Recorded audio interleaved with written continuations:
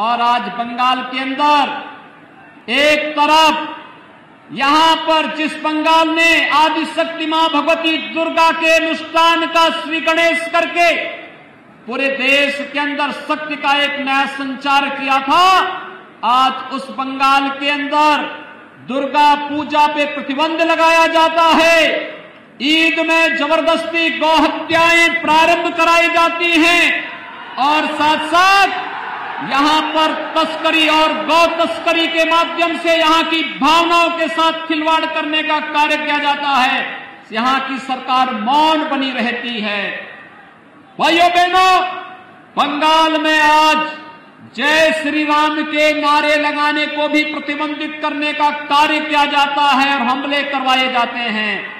लेकिन मैं बंगाल की सरकार से कहना चाहता हूं, मैं ममता दीदी जी से अनुरोध करना चाहता हूं, एक सरकार कभी उत्तर प्रदेश में थी जो अयोध्या में राम भक्तों पर गोली चलाती थी।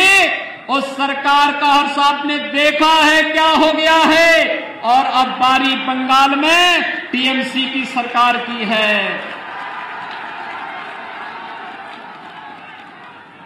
जो भी राम का द्रोही है, याद रखना, मालदा की धरती से ही मैं इस बात को कह रहा हूं, होली आने वाला है अभी कुछ ही दिनों के बाद, और कभी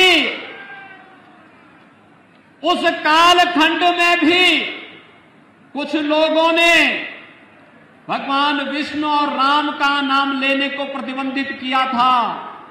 होली के अवसर पर हम लोग क्या कहते हैं उसको। और मित्रों, आज बंगाल के अंदर एक बार फिर से जय श्री राम के नारे को प्रतिबंधित करने का कार्य किया जा रहा है। लेकिन याद रखना, भारत की जनता राम के बगैर कोई काम नहीं करती है। जब आपस में मिलती है तो राम राम कहती है, घर में कोई काम होता है तो राम नाम का जप करती है, और जब किसी परिजन की अंतिम यात्रा भी निकालती है तो फिर राम नाम सत्य है के साथ ही उस यात्रा को भी आगे बढ़ाने का कार्य करती है। राम के बगैर भारत का कोई काम ही नहीं, और जो रामद्रोही हैं उनके अभी भारत में कोई काम नहीं, बंगाल में कोई काम नहीं। ये संकल्प हम सबको लेकर के चलना है। और मैं यही पूछना चाहता हूं टीएमसी की सरकार से कि आपको राम भक्तों पर तो कोई रहम नहीं, लेकिन बंगाल के अंदर अराजकता पैदा करने वाले लोगों के साथ आखिर टीएमसी की कौन सी दोस्ती और कौन सी गठबंधन है जिसके कारण वह बंगाल की पूरी व्यवस्था को बदलने पर उतारू हो गए हैं। ये आत्मघाती कदम बंगाल की धरती से क्यों? मित्रों, जब देश के यशस्वी प्रधानमंत्री मोदी जी पाकिस्तान, बांग्लादेश और अफगानिस्तान के पीड़ित और प्रताड़ित हिंदुओं, सिखों, बौद्धों, जैनियों, ईसाइयों, इन सब के संरक्षण, इनको सुरक्षित ठिकाना देने के लिए एक कानून बनाते हैं और उस कानून को भारत के अंदर लागू करते हैं, तो बंगाल में हिंसा क्यों होती है? ये हिंसा सत्ता प्रायोजित हिंसा क्यों? यहां पर एक तरफ पीड़ित और प्रताड़ित मानवता को शरण देने की जब बात की जाती है तो यहां की सरकार विरोध करती है, लेकिन जब घुसपैठियों को बाहर करने की बात होती है यहां की सरकार तिलमिला जाती है। यहां की सरकार घुसपैठियों, अवैध घुसपैठियों के साथ में है, उसको यहां की जनता के साथ कोई लेना देना नहीं। और यही कारण है कि यहां की सरकार केंद्र सरकार की किसी भी कल्याणकारी योजना का लाभ यहां के नागरिकों को देने में पूरी तरह फेल है। मित्रों, मैं आया हूं उत्तर प्रदेश से। हमने उत्तर प्रदेश में कुछ चीजें इस रूप में की जिसने उत्तर प्रदेश के अंदर व्यापक परिवर्तन किया है।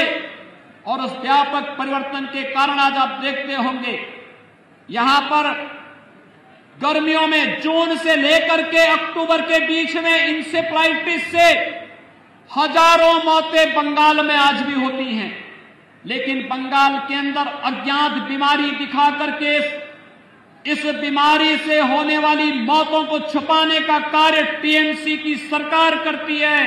इससे पहले कम्युनिस्टों की सरकार भी यही बंगाल के अंदर करती थी। लेकिन हम लोगों ने प्रधानमंत्री मोदी जी के अनुकंपा और उनकी कृपा से स्वच्छ भारत मिशन के अंदर हर एक गरीब परिवार के घर में एक एक शौचालय बना दिया, हर एक घर तक शुद्ध पेयजल उपलब्ध कराने की व्यवस्था की। आज परिणाम है इंसेफ्लाइटिस उत्तर प्रदेश से पूरी तरह समाप्त हो चुका है। कोई मौत इंसेफ्लाइटिस से उत्तर प्रदेश के अंदर नहीं होती है। मित्रों, 3 वर्ष के अंदर उत्तर प्रदेश के अंदर 40 लाख गरीबों को आवास मिला है। प्रधानमंत्री आवास योजना में 40 लाख परिवारों को एक एक आवास। मैं आ रहा था अभी बागडोगरा से, मैं देख रहा था मालदा तक एक भी गरीब व्यक्ति का पक्का मकान नहीं है। ये प्रधानमंत्री आवास योजना का लाभ यहां के गरीबों को क्यों नहीं मिल पाता है? यहां के बंगाल के गरीबों को क्यों नहीं मिल पा रहा है? क्योंकि यहां की सरकार रुचि नहीं ले रही है। उत्तर प्रदेश के अंदर 6 करोड़ गरीबों को आयुष्मान भारत में 5 लाख रुपए की स्वास्थ्य बीमा का कवर है।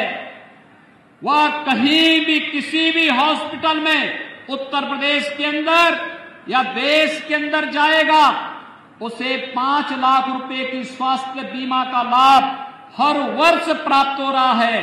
केंद्र और राज्य सरकार मिलकर के इस कार्यक्रम को आगे बढ़ा रहे हैं। आखिर प्रधानमंत्री आयुष्मान भारत का लाभ बंगाल के गरीबों को, बंगाल के नागरिकों को टीएमसी की सरकार क्यों नहीं देने जा रही है? क्योंकि उसे मालूम है अगर वह इन गरीबों को इसका लाभ दे देगी तो फिर वह वोट बैंक नहीं बना पाएगी।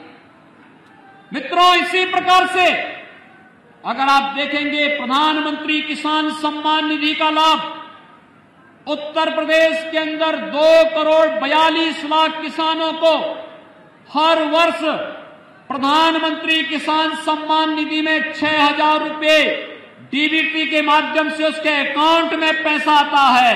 लेकिन बंगाल के अंदर प्रधानमंत्री किसान सम्मान निधि को नहीं लागू करने दिया गया। ममता दीदी ने ये पैसा यहां के किसानों के खाते में नहीं देने दिया, किसानों को इसका लाभ मिले, उन्होंने इसको बंगाल में लागू ही नहीं करने दिया गया। नेशनल पोर्टेबिलिटी के अंतर्गत 1 नेशन 1 राशन कार्ड की सुविधा अगर बंगाल का व्यक्ति बंगाल के अंदर चाहे तो बंगाल के अंदर, और अगर उसकी मर्जी आए तो वह देश के अंदर जहां कहीं रहता है राशन कार्ड से राशन लेने का लाभ ले सकता है। लेकिन टीएमसी की सरकार ने नेशनल पोर्टेबिलिटी को यहां लागू ही नहीं करने दिया, जिससे बंगाल के नागरिकों को राशन की सुविधा का लाभ नहीं मिल पाता है। केवल चंद टीएमसी के गुंडे खाद्यान्न घोटाले में लिप्त होकर के यहां के नागरिकों के खाद्यान्न को हजम करने का कार्य कर रहे हैं। मित्रों, बंगाल के अंदर छल छद्म और धोखे से यहां पर लव जिहाद की घटनाओं को भी अंजाम दिया जा रहा है। हम लोगों ने यूपी के अंदर कानून बना दिया, लेकिन बंगाल के अंदर क्योंकि तुष्टीकरण की राजनीति है, न वह गौ तस्करी को यहां की सरकार रोक पा रही है और न ही लव जिहाद की उन घातक गतिविधियों को जिसका दुष्परिणाम आने वाले समय में बड़ा खतरनाक होने जा रहा है, वह यहां की सरकार इसको रोकने में पूरी तरह विफल है। और इसीलिए आज हम सब परिवर्तन यात्रा में आप सबका आह्वान करने के लिए आए हैं। जो सरकार आपको सुरक्षा नहीं दे सकती, जो सरकार अपराधियों का संरक्षण दे रही हो, जिस सरकार को कानून का राज स्थापित करने में नहीं, जिस सरकार को एन केन प्रकारेण सत्ता में बना रहना ही अपना एकमात्र उसने युग धर्म बना लिया हो, उस सरकार के साथ जो गरीबों के लिए कार्य नहीं कर सकती, जो सरकार कमजोरों के लिए कार्य नहीं कर सकती, जो सरकार किसानों के लिए कार्य नहीं कर सकती, जो सरकार युवाओं के लिए कार्य नहीं कर सकती और जो सरकार महिलाओं को सुरक्षा नहीं दे सकती है, उस सरकार को एक भी क्षण रहने का अधिकार नहीं होना चाहिए। और बंगाल के भाइयों बहनों, मैं आप सबका आह्वान करने के लिए आया हूं। ये परिवर्तन यात्रा में जो उमड़ा हुआ ये जन सैलाब है, ये बंगाल के परिवर्तन का साक्षी बनकर के इस परिवर्तन का बाघ बनने के लिए उतारू हो गया है और ये बाघ इस रूप में उतारू हो चुका है। उसने संकल्प ले लिया है।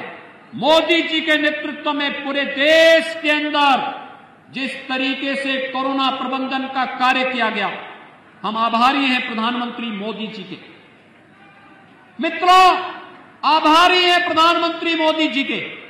उन्होंने कोरोना कालखंड के अंदर गरीब कल्याण पैकेज की घोषणा करके हर गरीब को फ्री में राशन देने का काम किया, हर गरीब को गरीब कल्याण पैकेज का लाभ दिया, जनधन अकाउंट धारी को 500 रुपये महीने लगातार 3 महीने तक देने का कार्य किया, हर वृद्धजन को, हर निराश्रित महिला को, हर दिव्यांग जन को भी उन्होंने 1,000 रुपये की राशि, भरण पोषण की राशि उपलब्ध कराई और प्रधानमंत्री किसान सम्मान निधि से जुड़े हुए लोगों को भी उस दौरान अतिरिक्त पैसे की व्यवस्था उन्होंने उस समय की थी।